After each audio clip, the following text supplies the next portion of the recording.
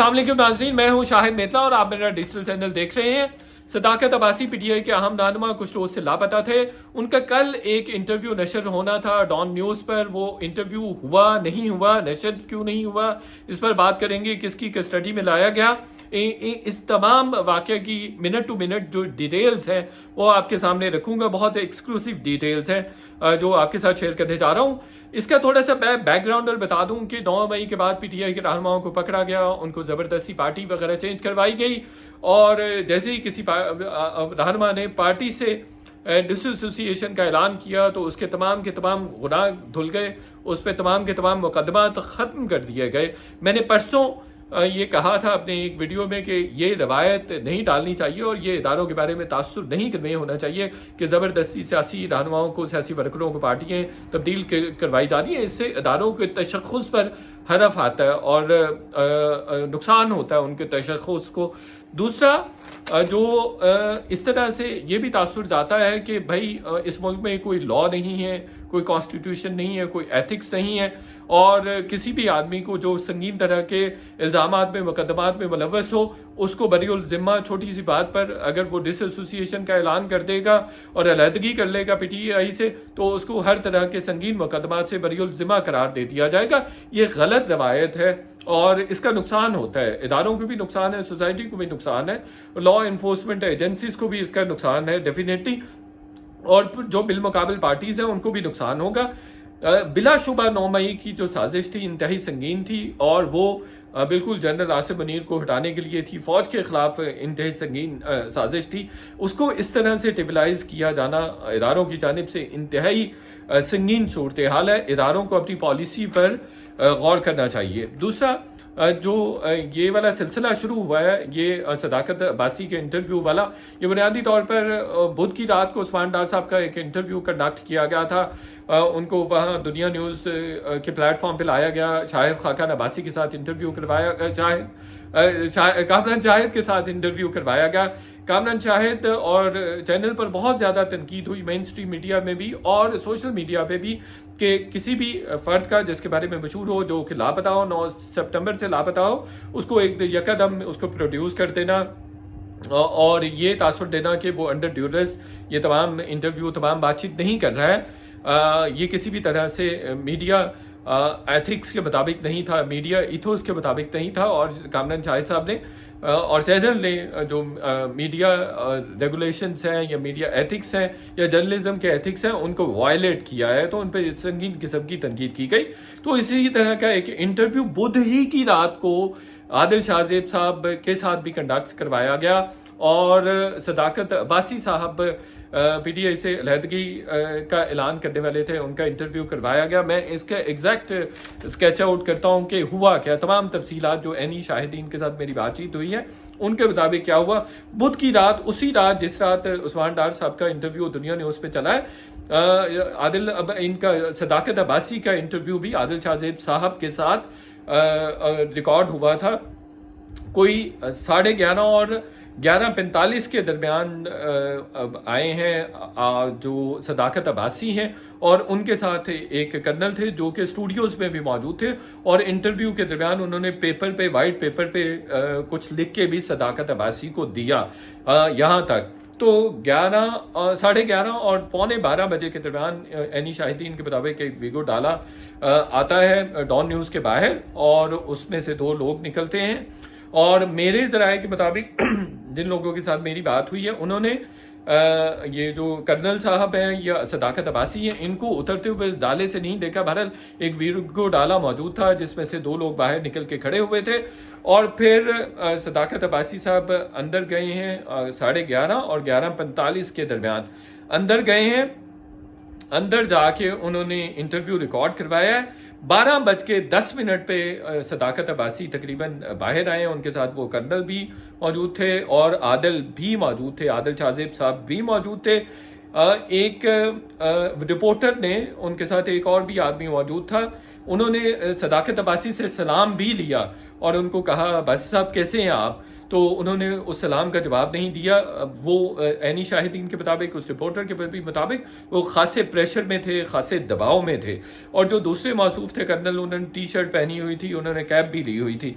تو صداقت عباسی جو ہے وہ خاصے دباؤ میں نظر آ رہے تھے. پھر یہ تینوں صاحبان جو ہے وہ اتر گئے ہیں, نیچے اسٹیئرز یوز کی ہیں. ان میں سے عادل شاہ زیب صاحب نے شاید کہا کہ ہمیں اسٹیئر سے نیچے جانا چاہیے, لفٹ نہیں یوز کرنی چاہیے, تو یہ اسٹیئر سے نیچے چلے گئے ہیں.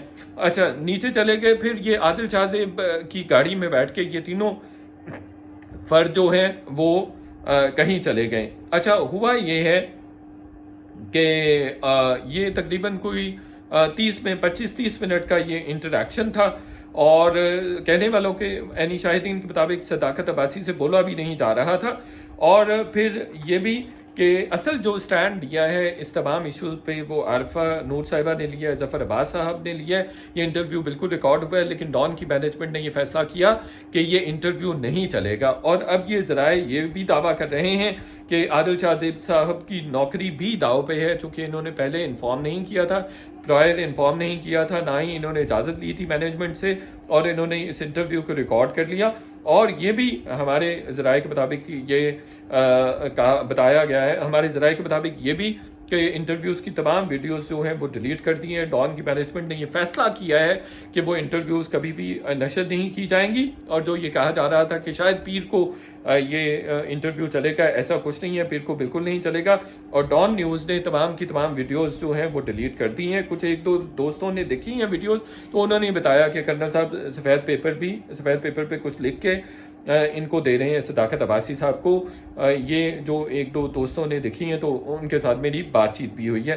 دوسرا یہ جو کہا جا رہا تھا کہ ڈان کا آفس شاید سیکورٹی اداروں سے ہائیلی گارڈڈ تھا, اس طرح سے کچھ نہیں تھا. ڈان کے اپنے 5-6 وہ گارڈ تھے, وہی لوگ تھے. اور کوئی ایسا دوسرا یہ بھی جو کہا جا رہا ہے کہ ڈان کے لوگوں نے احتجاج کیے, ڈان کے رپورٹرز نے اور ڈان کے اسٹاف نے جو احتجاج کیا ہے, ایسا بھی کچھ نہیں ہے. تو یہ تمام تفصیلات ہیں اس تمام واقعے کی کہ بالکل انٹرویو ریکارڈ ہوا ہے, لیکن ڈان کی مینجمنٹ نے فیصلہ کیا کہ یہ بالکل بھی نہیں چلایا جائے گا. اب آتے ہیں کہ پی ٹی آئی کی ایک نئی اسٹریٹجی اس تمام موو کے خلاف سامنے آئی ہے, جو زبردستی پارٹیز وغیرہ چینج کروائی جا رہی تھی, جس کے بارے میں ہم پہلے ہی کہہ رہے تھے کہ اس کا نقصان جو مخالف پی ٹی آئی مخالف جماعتیں ہیں ان کو بھی ہوگا. ایک اور بھی تجویز آئی ہے کہ پی ٹی آئی کے جن لوگوں سے زبردستی جماعتیں چھڑوائی جا رہی ہیں ان کی مائیں بہنیں بیٹیاں الیکشنز لڑ رہے ہیں, تو اس سے تو اور بھی عوام میں ان کے لیے ہمدردی پیدا ہوگی.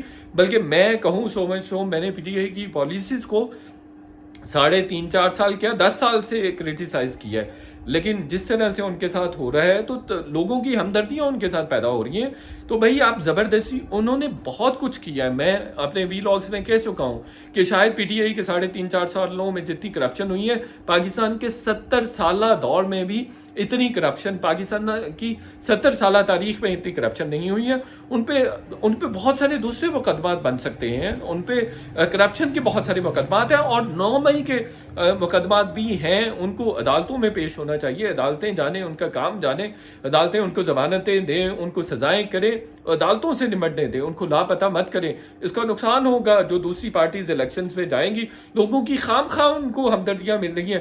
جن لوگوں کے پی ٹی آئی کے جن لوگوں کے چہرے بھی میڈیا میں یا عوام نہیں دیکھنا چاہتے تھے, ان کے ساتھ بھی ہمدردیاں ہو رہی ہیں. تو یہ کاؤنٹر پروڈکٹیو ہے یہ اسٹریٹجی. جیسے پرسوں عثمان ڈار کی والدہ بھی سامنے آ گئی, تو یہ اس طرح سے معاملات ہو رہے ہیں. تو میرا خیال ہے کہ یہ معاملات اگر اسی طرح سے چلتے رہے, اور وہی بات ہوئی جو پرسوں ہم نے بات کی تھی, آج صداقت عباسی کو چھوڑنا پڑا, اور ان کو اور وہ مناظر بھی دیکھے گئے کہ کس طرح سے ان کی مائیں, ان کی بہنیں, ان کی بیٹیاں, ان کی بیویاں مل رہی ہیں. اسی طرح سے ہوتا ہے اگر کسی بندے کو لاپتہ کیا جاتا ہے تو باقی بھی جو لاپتہ لوگ ہیں ان کو ریلیز کیا جانا چاہیے. ان کو صاف ستھرے طریقے سے اگر آپ الیکشن لڑنے دیں گے تو چانسز ہیں کہ دوسری جماعتیں ان سے زیادہ میجورٹی کے ساتھ ووٹ لے لیں. ڈیفینیٹلی عمران خان صاحب تو اس الیکشن میں نہیں ہوں گے, تو زیادہ چانسز ہیں کہ دوسری جماعتیں زیادہ سیٹیں جیت جائیں. دوسرا, اب ان کی ایک اور بڑی زبردست پی ٹی آئی کی اسٹریٹجی سامنے آ گئی ہے کہ تمام لوگوں نے حلف دینے شروع کر دیے ہیں کہ جی 9 مئی کی سازش کے حوالے سے کوئی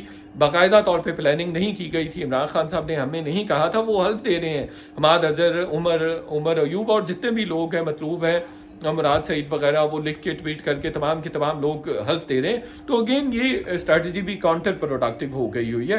تو کہنے کا مقصد یہ ہے کہ اگر ان کو آپ واقعتاً ان کو اسکیل ڈاؤن کرنا چاہتے ہیں اور ریاست سمجھتی ہے کہ یہ پارٹی ٹھیک نہیں ہے تو اس کے قانونی طریقے ہیں، قانون میں ایسی گنجائشیں موجود ہیں، لیکن دوسری طرف یہ بھی ہے کہ کوئی بھی سیاسی جماعت اس طرح سے ختم نہیں ہوتی.